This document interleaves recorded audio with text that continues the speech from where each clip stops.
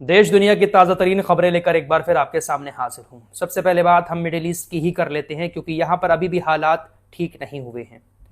वैसे Donald Trump middle east में अब परमाणु हथियार को लगभग भूल ही चुका है। ट्रंप और नेतन्याहू ने ईरान के साथ जंग इसलिए शुरू की थी क्योंकि ईरान परमाणु हथियार बना रहा था, लेकिन उसी परमाणु हथियार को लगभग अमेरिका भूल चुका है, क्योंकि अब पूरा मामला स्टेट ऑफ हॉर्मुज में फंसा हुआ है। ईरान ने स्टेट ऑफ हॉर्मुज को कब्जे में करके डोनाल्ड ट्रंप की मुश्किलें बढ़ा दी हैं। आपको याद होगा, समझौता हुआ था, सीज फायर हुआ था न्यूजीलैंड के अंदर। उसके बाद फिर से जंग शुरू हो गई। अमेरिका ने कहा कि देखिए, हमने ईरान के ऊपर दबाव डाला था, ईरान झुक गया था और समझौता करने के लिए मजबूर हो गया था। ट्रंप अभी भी वही धुन गुनगुना रहा है।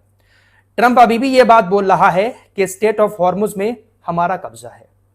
ईरान तक कौन सी चीज पहुंचनी है, कौन सी चीज नहीं पहुंचनी है, यह अमेरिका अभी भी समुद्र के अंदर डिसाइड कर रहा है।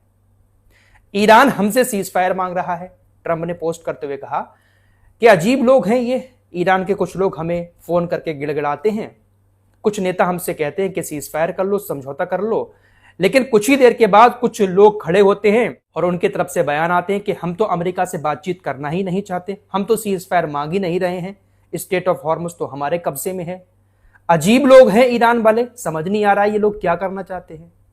ट्रंप पूरी तरह से उलझ चुका है और खुला झूठ ट्रंप दुनिया के सामने रख रहा है कि स्टेट ऑफ हॉर्मुज हमारे कब्जे में है, जबकि पिछले 24 घंटे का डेटा लगातार सामने आता जा रहा है। अमेरिका ने ओमान के साथ मिलकर स्टेट ऑफ हॉर्मुज में जो रूट तैयार किया है, उस रूट से एक भी जहाज नहीं निकल पा रहा है। अमेरिका सिर्फ और सिर्फ ईरान के जहाजों को रोकने की कोशिश कर रहा है, लेकिन रोक नहीं पा रहा है। अपनी पोस्ट में दावा कर रहा है कि हम डिसाइड कर रहे हैं कि ईरान के पास क्या चीज पहुंचेगी, क्या चीज नहीं पहुंचेगी। ईरान का तो कंट्रोल स्टेट ऑफ हॉर्मुज में है ही नहीं। अरे जब ईरान का कंट्रोल स्टेट ऑफ हॉर्मुज में नहीं है, तो आखिर परमाणु हथियार को भूलकर स्टेट ऑफ हॉर्मुज पर अमेरिका पूरा फोकस क्यों कर रहा है।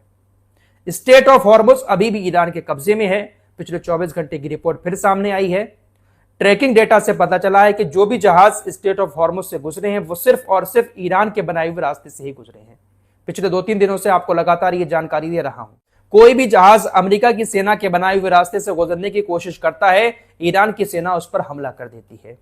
MQ-9 रीपर ड्रोन, अमेरिका का जो खतरनाक ड्रोन है, ओमान की खाड़ी से एक जहाज को स्टेट ऑफ हॉर्मुज क्रॉस कराने के लिए आगे आगे चल रहा था।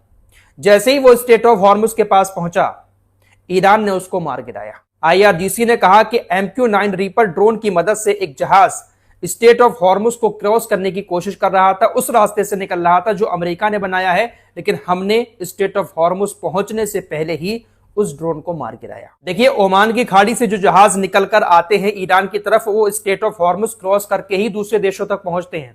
अब जो जहाज उधर से आ रहे हैं, उनको अमेरिका का बनाया हुआ रास्ता मालूम नहीं होता है। या तो अमेरिका की सेना के हेलीकॉप्टर, लड़ाकू विमान उनको रास्ता दिखाते हैं, या फिर अमेरिका MQ-9 रीपर ड्रोन जैसी चीजें भेजकर जहाजों को रास्ता दिखाता है। MQ-9 रीपर ड्रोन इसलिए भेजता है क्योंकि इसमें कोई इंसान नहीं बैठा होता। ईरान इस पर हमला कर भी देता है तो सिर्फ ड्रोन का नुकसान होता है, किसी की जान नहीं जाती है।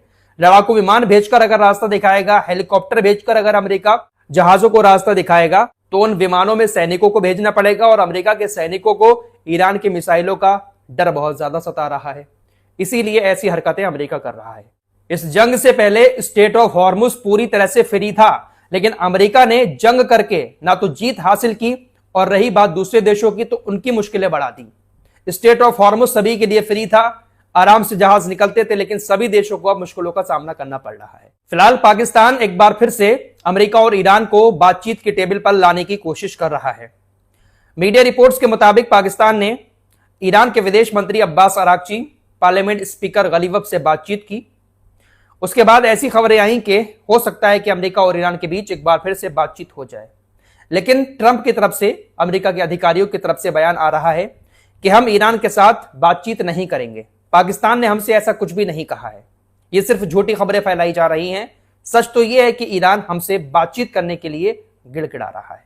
वही पुरानी घिसी पिटी बातें ट्रंप की तरफ से दुनिया के सामने बोली जा रही हैं।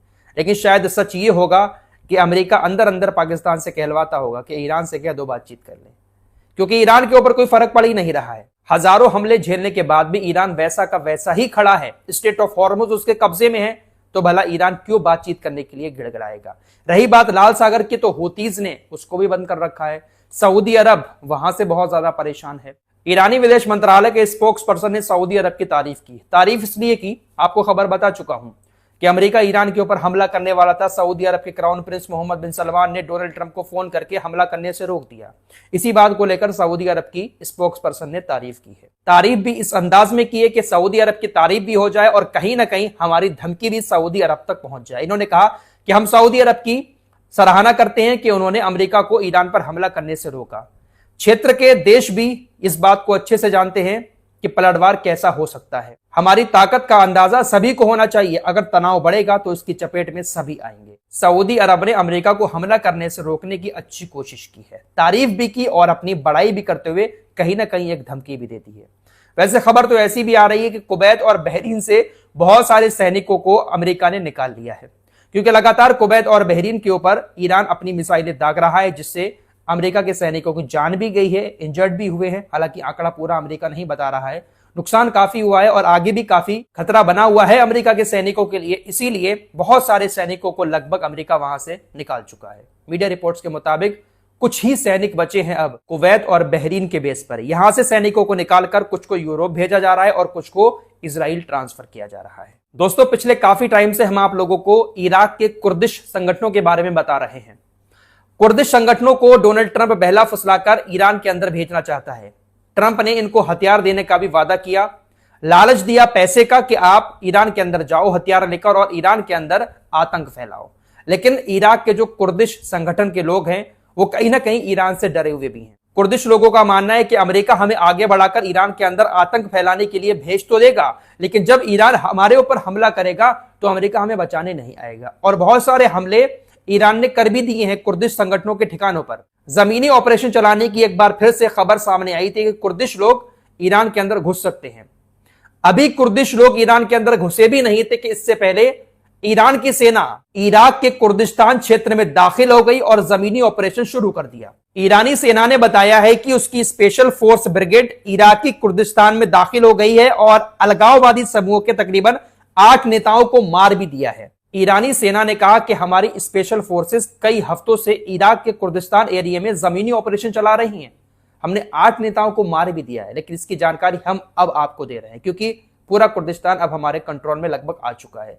तमाम बड़े बड़े नेता कुर्दिश लोगों के मारे जा चुके हैं। अब इनकी इतनी हिम्मत नहीं है कि ये ईरान के अंदर घुसकर जमीनी ऑपरेशन चलाकर ईरान के अंदर आतंक फैला सके। तो कहीं ना कहीं हर एक चाल डोनाल्ड ट्रंप की मिडिल ईस्ट में फेल होती हुई नजर आ रही है। इस रिपोर्ट में इतना ही। कुछ और खबरों के साथ फिर हाजिर होऊंगा। अपना ख्याल रखिएगा। अल्लाह हाफिज।